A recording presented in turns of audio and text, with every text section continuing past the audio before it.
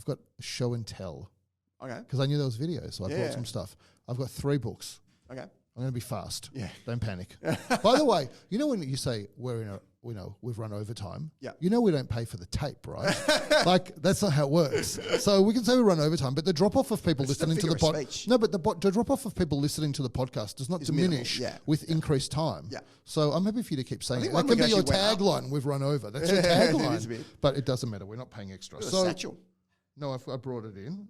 So the Emirates bag. Oh, so this is the first. You get that in first class. I've never actually got one of them. This is the first thing that I want to talk about. I read this book. I finished it a few weeks ago. I didn't bring it in. I was waiting for videos. So that's Barry Diller's book. Oh yeah, Dillerland. Dillerland. It's a biography, not an autobiography. See what it cost me? $3, good value. That costs $500 on Amazon. Jesus. Unavailable. It was a great book. I read about Barry Diller. You finished it? Yeah, I finished it. That's $500 you're touching with your grubby hands. I read it. I read it with gloves. No, I didn't read it. Yes, I brought it so you could read it. Great. Yeah. And so I love the way Barry Diller, that nasally New York Jewish twang. It's a phenomenal voice. We're going to talk about this book after you've read it. Okay, cool. But the reason I read it is because I wanted to copy Barry Diller. Okay. I try to find people to copy. Okay. And I think he's a good person to copy because of IAC. The other surprising thing is he isn't, not that wealth is everything, but he isn't that rich for a guy who's done so as much as he has. Yeah. We'll talk about him on the podcast after you've read the book. The second book I found you're going to like because you spoke about it, and I bought it off eBay, and I'm never buying anything again off eBay, but I bought this off eBay. You got the title wrong when you spoke about it. Did I? You see what that book is? Oh, Sykesy. I'll hold it up. Sykes got multiple. This is the book you would know. This is the book you would Bold Riders. I know, but this is a history of corporate collapses in Australia. He's written like 10 books. Oh, were they all on corporate collapses? Yeah. Oh, really?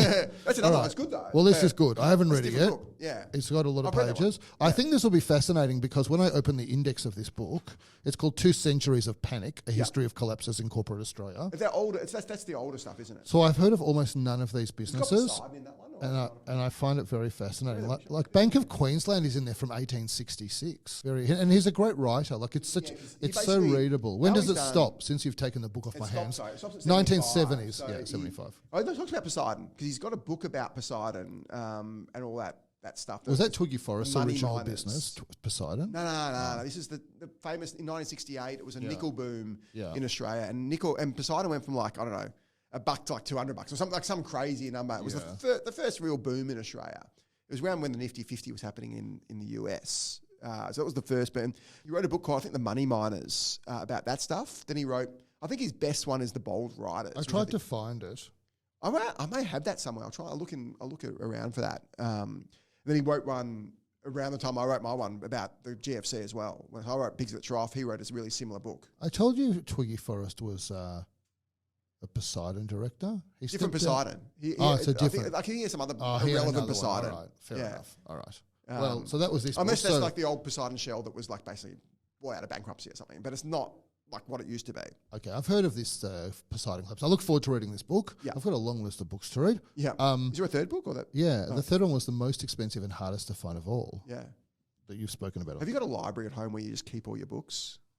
Very old person thing to do. Have like a big library. Well, I don't. How else would I? I mean, I'm very hesitant to answer this question now because you've asked me a question which is like this trap. However I answer it, I'm going to look terrible. Maybe I can answer with this question: how else would I keep my books? What would I do with them? I don't know. Would I stack them in a tower? Is that what I would do with them? You can throw them out. You can resell them. You can resell them. Can I just say it is sacrilege to throw out a book? I do not support that. I disagree. Oh my God! Do you throw out old clothes? My opinion of you has plummeted. Do you throw out old clothes? Do I throw out old clothes? I'll donate. I'll donate old clothes. No, I was at a 10 out of 10 of my opinion of you. This is plumped to hit at 0. This clunked on bedrock. I throw out old clothes. Yes. Are there any other inane questions you'd like to ask on this podcast? Do you throw out old pots and pans? Yes. So why don't you throw out old books? Because are you going to read them again? There is, I don't understand. I never understand. My uncle's got all these books at home. He's never going to read these books again. Maybe I can ask you. Messy. Let me ask you this question. Okay. Have you ever seen culturally when a dictator comes to power, they say we're going to do a pots and pans burning to control society? They don't. Do they say we're going to do an old clothes burning to control? They say we're going to do a book burning. I think it depends on the book. No, and the reason they do a book burning... I'm not saying you throw out the Torah. I'm saying you... no one's burning... you throw out this old crappy books like on Bob Ansett. You know what? Books... That's actually not a bad book. That's where books... That's another very expensive book on Amazon. Yeah. This is where like the sum total of human knowledge is inside books. When you look at a book, even that Barry Diller book that I just showed you, or this massive book by Trevor Sykes, you just have a glance at it, but that is like the heart and soul of a person, most of these books. That's what they've put into these. I don't have to pitch it to you, you're an author. and so I just think when you throw out a book, what you're throwing out is ideas. Some of them might be bad ideas, I agree, but I don't like throwing out, I don't really buy fiction. But like, I used to read a lot of fiction, and then I was like, I'm not really that into entertainment outside of video games. I'd rather just play video games. And I watched a Harry Potter movie once. Harry Potter books are great. Yeah, I've heard that. I love J.K. She's one of my favourite people, J.K. Rowling. She's an that's 50. I mean, I actually think she's excellent as well, but you've just lost us 50% of our audience with that comment. Or you've stopped us getting the Gen Z audience, which maybe we won't. I think she's still, I think it's a very vocal minority who don't like her. Maybe. I think she's back. She's uncancelled. Can I just pull out this last book before you criticise me about libraries and I have to use book burnings to defend myself?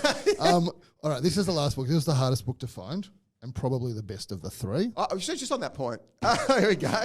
This is Pigs at the Trough, Lessons from Australia's Decade of Corporate Greed, Adam Schwab. There you go, let's hold this up. I had a massive argument with the publisher about the cover. I never liked the cover. I hated it. They basically had let's critique control over that. Now, I know it's no 2 centuries of panic as its few pages float gently down onto the table. But read what people say on the back. What people say. Adam Schwab, who's he? No, that's not. Stephen Mayne gave you a quote on the back. When a major corporate crash happens, investors need to learn the lessons. Adam Schwab emerges as a modern-day Trevor Sykes. There we go. How the wheel turns in his lively expose, with the accent on expose, on how the likes of Eddie Groves, I remember Eddie Groves, that was ABC Learning. David Coe, the late David Coe, Allco, tried to take over Qantas. He did. And Phil Green, Babcock and Brown, still extremely rich again, by the way. He is. He's never got poor, actually. Yeah, that's true. He was the biggest owner of hotel rooms in Australia when Babcock collapsed. Very smart guy. Blew more than $10 billion across their empires, not to be missed. So there you go, Stephen Mayne. There's a few other people commented as well, didn't they? I thought I had a few that was it on the back. Maybe the inside cover. And then a long blurb. Yeah. What else can we say about this book? I don't like the cover. I hate the cover. People can see this, but so the front of it. What's with those pigs when the length of their snouts? That's a shocking artwork. The trough and need a long to reach the trough, I just want to say, I hated the cover. Pigs do eat from troughs, and that is not the length of their snouts. I'm not disagreeing with any of that. It's a shocking cover. Can I tell you about the process, the book writing process? Are you interested in the book writing process? I'm very interested in the book writing process. I used to write for Crikey in the day and in Smart Company. Also, there's too glossy, this cover. The feel of it. I don't mind the gloss. No, it's not good. Feel that cover. That's got a what's that called? But it's got this thing wrapped around it. I forget what it's called. But you see what I mean? That's actually the wrap. That book's got wrap. I hate wraps. Yeah, wraps is for wraps are annoying for hardbacks. Yeah, this has got the wrap as well. Yeah, I went straight to softback, which I'm not sure is soft a great cover. reflection on the book, but anyway, they printed 10,000 of them, so I think there was like 5,000 literally lying in a. But you sold tons. Sold 5,000. That's heaps. It's not bad. Is it a best? 5,000 is a bestseller. Radek Saleh, who's a Swiss founder, great guy. I spoke to him yesterday. He was one of my first managers at Jam Factory. Yeah, so you told me that. Yeah. He then proceeded to make a couple $1 billion at Swiss. Yeah. Not just for himself, for other people as well. Yep. He's done very, very well. He's just wrote a book, and he's going to get to 10,000. He said, which is selling really well. So it's so you're only going to sell half of Radek Saleh, and you published Radek's a bit bigger name than I am. I know, and also you did this in 2010. Yeah, you were just 29, a young upstart in 2010. I was. So that was pretty amazing to sell 5,000 of them. So the process was... You know what? Maybe in Australia the trick to selling books is Schadenfreude. Just write about collapses and failures and the books will fly off the shelves. Well, actually, the opposite. So I got approached by the team at John Wiley, Mary Masters, who was a publisher. She was lovely, actually. I really liked working with her. So she was a publisher there, and she said she'd read my stuff in Crikey and had said, can you write a book on Macquarie? Which is something someone has written a book on Macquarie recently. The Millionaire's Factory. That's the name of the book. Yeah, exactly. I can't remember who wrote it actually. I'll tell you who wrote it. Somebody wrote the Million. It was an AFR writer, I think, wrote it. That's right. And I didn't think I had the expertise to write a book on Macquarie, and I didn't think there was a good enough story there. So I said, and then she goes, how about you write a book on like buying shares or something like that? And I used to write a lot about exec. This is back when exec remuneration was massive. And I said, how about a book on like exec pay and corporate collapses? So I used to write a lot about that stuff. And she said, all right.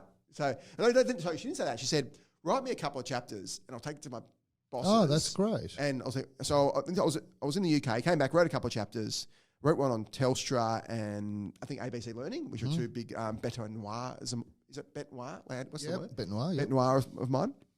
Wrote those chapters. They were pretty good chapters, actually. Sent them in. They go, yeah, we like this. Write the rest. So I wrote. So it was about. This is before we started Luxury Escape. So how long did it take you to write? I banged out. It was about. It's about 220 page book, I think. Maybe my first question is: it's 239 pages. Yep. How many pages would it have been unedited? Like when you wrote it, how much bigger was it? Most of the editing myself. No, same. Same. It probably went down. Because, a lot of authors write 100,000 words and it gets cut to 60,000. No, maybe it got like 5,000 words cut out. It was pretty. Wow, that's remarkable. So I basically wrote chapter by. The beauty of a book like mine and Trevor's book, so you write basically chapters by chapter. They're not like a long. So and I don't have to interview people. I use public source. I hate interviewing people for books and articles. That's how I write my financial review articles, public sources. Yeah, because otherwise you get influenced. You're so easily captured by the source. My reason is because people tell me things in confidence and I never want to accidentally betray that confidence. That's why I only use public sources. But I do it because I just get lied. You get lied to. And it doesn't matter how much of a hard ass you are, how much you have a firm view, you get... Although, like when I spoke to the satire guys, that guy was such a shonk that you didn't get... All right, good. So you use public sources. Let's stick to the topic. And then it goes to print. They print, and then you do a book launch. I had a book launch at Dimmicks, and Stephen Mayne kindly spoke, and people came down. And then you do the press tour. So I was on a bunch of radios, and this is when I was young. I was 29. So I went on that's a great 3AW. I went Radio National, and as soon as you go on a show like that, book sales spike. Yeah. And actually, what's frustrating is it actually was selling pretty well, and we sold out of a bunch of bookshops, and they didn't refill it. It was just super annoying. So probably you missed the window, basically. Yeah. That's a great insight into that. And that's really interesting. The really big pusher of the book, and which is why I always liked them, is the Booktopia guys were fantastic supporters of the book. Really sadly, that business is pretty much dead now. Yeah. And I'm genuinely sad because they were such great supporters of me back then, great supporters of Australian publishers, and it's just a tragedy. Again, Amazon just killed them, and they just couldn't quite get it. Well, just to even out, I'm going to give you a huge, genuine compliment. I think it's a massive achievement to write a book and to have it published. And the fact that you were 29 when you did it, that's what else were you going to do when you were 29? Right? It's a good use of time, We had an apartment business then. We had plenty of time. It's a big achievement. My wife, who I wasn't married to, kindly proofread it for me as well. So that was very nice of her. We weren't even, like she wasn't even in the same country at the time. You have to write your follow-up book.